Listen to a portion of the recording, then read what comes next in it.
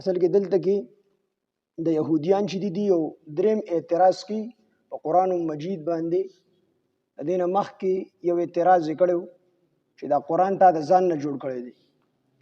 نو الله پاک جل جلاله ته فرمایل تاسو دې په شان یو سورۃ راوړئ. نو تر اوسه پورې نه تر قیامت پورې دی هغه د قران په شان یو سورۃ نشي راوړي. بیا بل اعتراض وکړو چې دا قران د توجه د الله کتاب دی. نو دا څنګه د الله کتاب دی چې په دې کې د مچ ذکر دی او د ماشي ذکر دی. نو الله پاک جل جلاله ان الله لا یستحی سر چې کوم دی دا غي جواب ورکو. بیا د دې يهوديانو چې کوم مفاسد د پلارانو او د دې کوم قبائح او غ ذکر شو. بیا چې د دې په پلارانو باندې څومره نعمتونه الله پاک کړی او غ ذکر شو. اوس دې دلته کې بل یو اعتراض کوي چې جبرئیل علیه السلام د زمون دشمن دی. ابن سوریه دا د يهوديانو یو عالم او مدینه منورین تقریبا 4 شپږ میله کې پاتې کېدو. نو د به خپل کشرانو ته وی چې کو دا په نبی علیه السلام باندې وحی جبرئیل علیه السلام راوړي نو مې منه او کوم میکائیل علیه السلام په وحی راوړي نو بیا یې منه. ځکه چې جبرئیل علیه السلام چې دا زمونږ دشمن دی او ځکه هو دشمن دی چې څومره عذابونه زمون په مخ کې قومونو باندې راغلي دي نو هغه جبرئیل علیه السلام راوستي په چا باندې کانی راورول دي. څوک چې کوم دی په وزر کې اوچت کړي دي اسمانونو ته دا غزه نه راخلاص کړي دي او چا باندې چغه والده نو دې د عذاب راوړو پرشته ده. نو د دې وجه نه چې زمون په مشرانو باندې د عذابونه راوړي دي د دې وجه د جبرئیل علیه السلام زمون دشمن دی. نو کو په نبی علیه السلام باندې وحی جبرئیل علیه السلام راوړي نو بیا د نبی علیه السلام د خبره ممنه. ځکه چې د باندې وحی او قران دا زمون دشمن راوړي او کو میکائیل علیه السلام په وحی راوړي نو بیا معنی.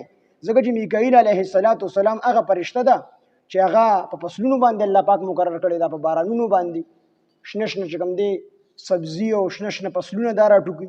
ځکه موږ تاسو خدانه لړکو په پټو کې الله جل جلاله د دې ډیوټي لګول په دې فصلونو باندې بارانونو باندې دا دانه سمول د دینه تیغ راخېچول دا الله جل جلاله په د میکائیل علیه السلام په ذمہ باندې دا ډیوټي لګول ده.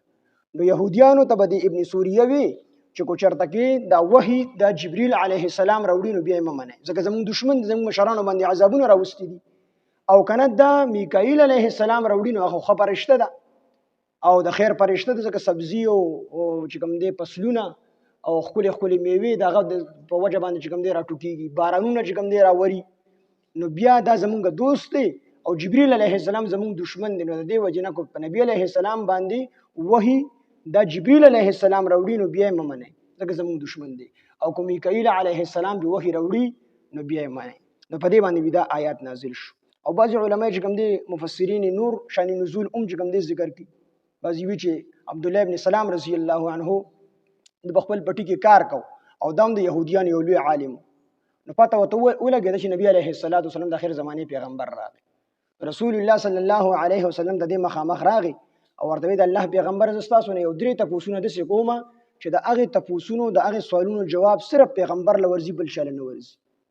نو به تاسو دا وکړو چې د قیامت په نشاناتو کې د ټولو نړۍ نشانی کومه ده او دویم دا چې الله پاک جل جلاله با جنتیانو له په جنت کې د ټولو نړۍ ملمستیا د سیس ورکړي او دریم دا چې ماشوم پیدا کیږي نو دی ولې د پلار په شانتي او ولې د مور په شانتي یا ولې الګ پیدا کیږي ولې جنې پیدا کیږي.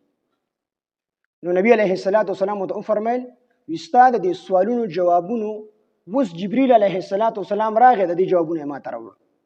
نو عبد الله بن سلام رضی الله عنه ته فرمای عرض وکړ یا رسول الله دا جبرئیل علیه السلام دا خو زموږ د يهوديانو دشمن دی. په دې باندې دا آیات نازل شو. هغه سوالونه یو داو چې دا خبر وکړه چې د قیامت په نشاناتو کې د ټول نړۍ نشانی به کمی. نبی علیه السلام ته فرمایل چې نړۍ نشانی به د قیامت دی چې د مشرق ته طرف نه به یو ور روچت شي او دغه ور به مغرب طرف ته خلک زغلی خلک په مغرب طرف ته جمع او بیا ورته چې په جنت کې به د ټول نړۍ ملمستیا الله پاک د سیس ورکی. نو هغه وته فرمایل چې د میانو کلیجی یعنی عینی چې کوم دي میانو د دې ملمستیا به الله پاک جل جلاله په جنت کې جنتیانو له ټول نړۍ ورکی او ماشوم کله د مور په شانتي او کله د پلار په شانتي یعنی ولې د مور په شانتي ولې د پلار په شانتي. هغه وته فرمایل چې د کله د نارینه او به غالب راشي نو ماشوم بیا د نارینه په شانتي او چې کله د زنانه د هغې اوبه غالب راشي نو بیا ماشوم د زنانه په شان دي. یا دا چې ولې الګ پیدا کېږي، ولې جینۍ پیدا کېږي. نو چې کله د نارینه اوبه غالب راشي نو الګ ماشوم چې کوم دی الګ پیدا کېږي، او چې کله د زنانه اوبه غالب راشي نو بیا هغه ماشوم چې د جینۍ پیدا کېږي. نو دا تاسو نو په دې باندې دا بعضی علماء نور شن نزول ذکر کړي، خو مطلب د ټولو دک یو دی چې د يهوديانو وی چې جبريل عليه السلام زموږ دشمن دی، او دشمنی به د دشمنی وجه به دا خودله چې د عذاب راوړي، زموږ مشرانو باندې عذابونه راوړي او زموږ کبایح هم ښکارا کړي. نو دې کو ته الله پاک جل جلاله جواب ورکړي